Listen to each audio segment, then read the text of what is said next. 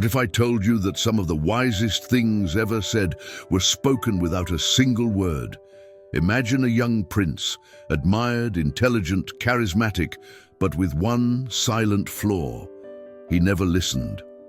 Until one day the kingdom's wisest voice chose silence, and in that silence the prince discovered something more powerful than knowledge: understanding. This is a powerful tale about pride, humility, and the transformation that begins when we finally stop talking and start listening.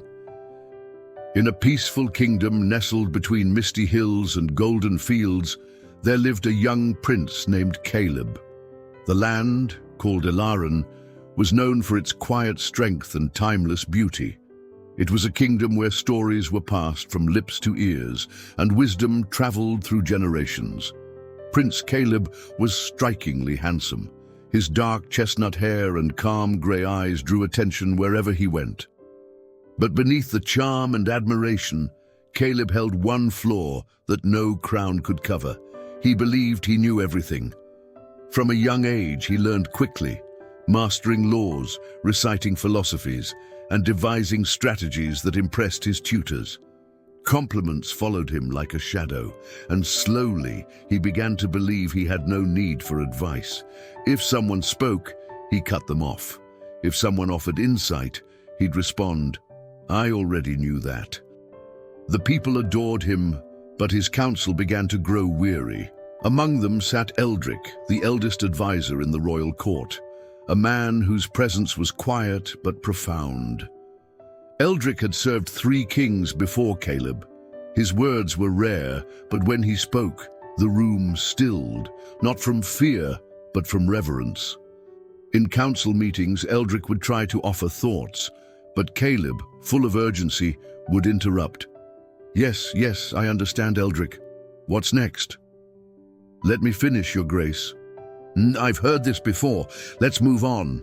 And so, day by day, Eldric grew silent, not from defeat, but from wisdom. One morning, after a long meeting dominated by the prince's voice, Eldric said nothing. He simply stared through the window, watching clouds drift by. Irritated, Caleb finally asked, "Eldric, why won't you speak? Don't you have anything to say?" The old man stood, bowed slightly, and replied, "Those who wish to be heard must first learn to listen." Then he left. The words struck Caleb like a door slammed shut. He didn't understand them, not yet, but they lingered. Days passed, weeks. Eldric remained silent in every gathering. Slowly, the other advisors followed his lead, and Prince Caleb, for the first time in his life, found himself surrounded by quiet, and in that quiet, his own words began to echo back at him, empty and alone. Eldric's silence followed Caleb like a shadow. At first, the prince brushed it off. He's getting old, he thought. Maybe he's tired.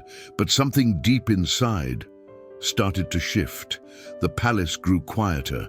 Conversations in the halls became shorter. Servants bowed with respect, but their eyes felt distant.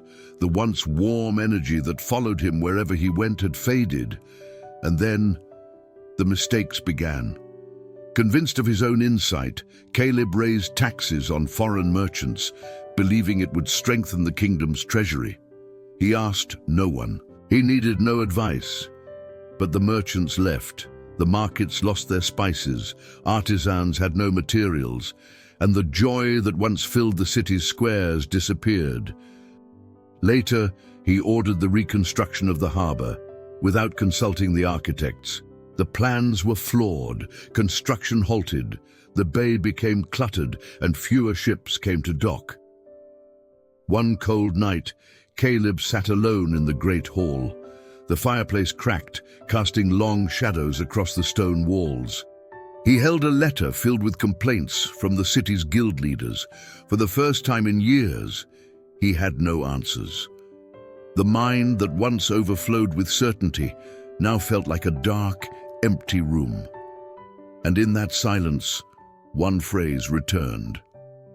Those who wish to be heard must first learn to listen. The next morning, Caleb tried something different. He opened a council meeting not with commands, but with a quiet sentence. "I want to hear your thoughts." But no one spoke. The silence now belonged to him, and in that silence he felt something he hadn't known before: regret. That evening he wandered through the royal gardens. The moon hung low, and the statues stood solemn beneath the stars.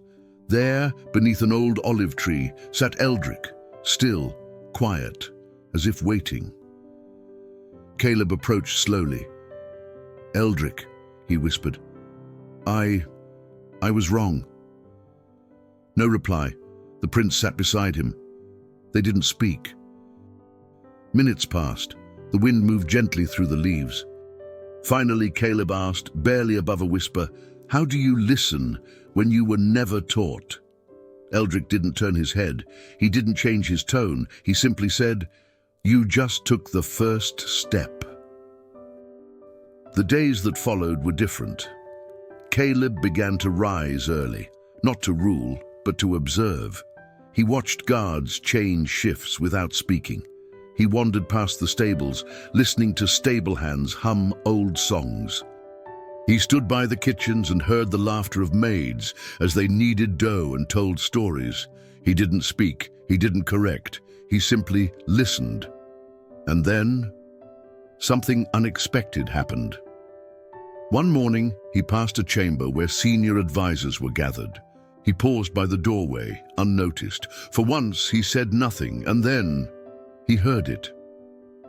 "The problem with Prince Caleb," one of them said gently, "isn't what he says.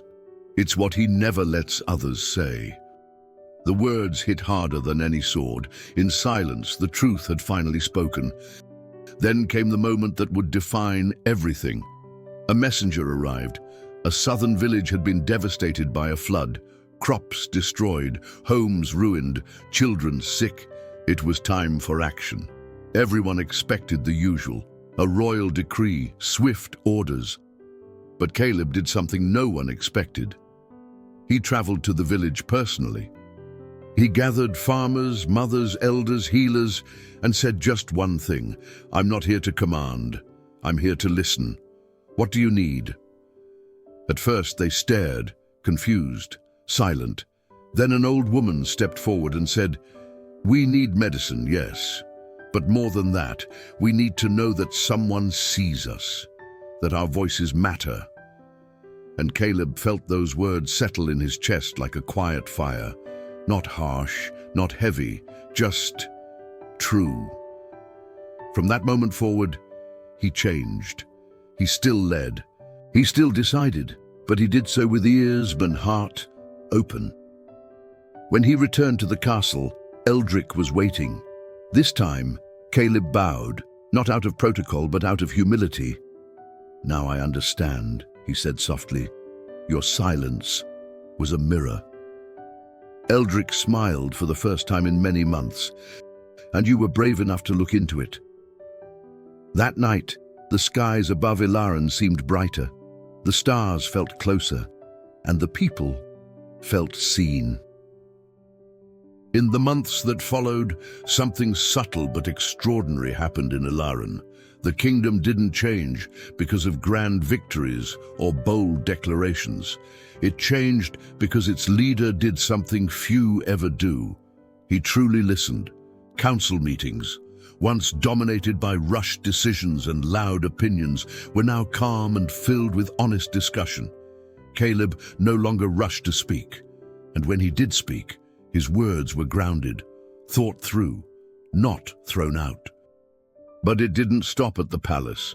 He began visiting villages, not to give speeches, but to sit quietly in town squares and hear stories from farmers, craftsmen, teachers, and elders. People noticed. He wasn't trying to impress anymore. He was trying to understand. And in that understanding, the kingdom began to breathe differently. One afternoon, as he walked through a small village, a little boy tugged on his cloak. "Prince Caleb, my grandpa says you're the king of people's hearts now. Is that true?" Caleb smiled and crouched down to meet the boy's eyes. "If he said that, maybe I'm learning."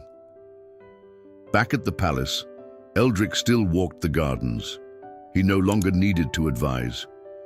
He watched silently as Caleb lived out the lessons he had once tried to teach with words. One evening, as they sat overlooking the valley, Caleb asked, "Why didn't you ever force me to listen?" Eldrick looked at the horizon, his voice calm. Because true listening can't be forced. It only begins when your heart chooses to be quiet. And so, the prince who once spoke over everyone became the man everyone came to when they needed to be heard. He wasn't the loudest, he wasn't the most commanding, but he was the one people trusted most, because those who learn to listen eventually become the ones the world listens to in return. How often do we rush to speak? We interrupt, we explain, we defend. We believe we're helping, but in truth, we're just filling space with noise. But how often do we really listen? How often do we sit with someone and hear? Not just the words, but the meaning behind them. How often do we offer silence as a gift? Caleb's story is not just about royalty, it's about us. Every one of us has at some point been the person who talked too much, who dismissed advice, who was so focused on being heard, we forgot to hear others.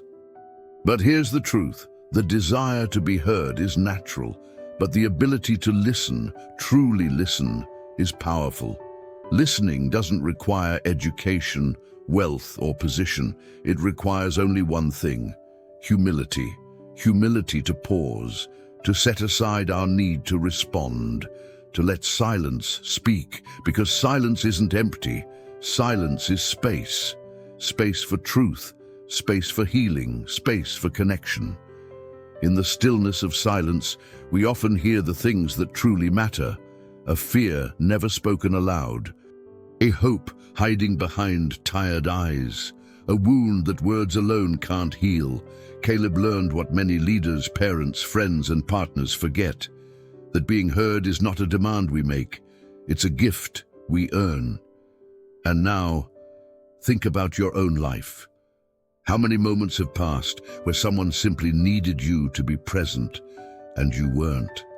How many arguments, misunderstandings, or regrets could have been softened by listening, not talking? The beautiful thing is, it's not too late. We can begin now. In your next conversation, pause, look the person in the eyes, and instead of thinking about what to say next, just listen, not with your ears, but with your heart. Because when we choose to quiet ourselves, we finally make space for what matters most to be heard. Now tell me something. Where are you watching from? Which city, which corner of the world are you in right now, listening to this story? Drop it in the comments. I read every single one, and I'll leave a heart for those of you who stayed until the end. Even if you're sitting quietly on the other side of the screen, if this story touched something in you, let me know you're here.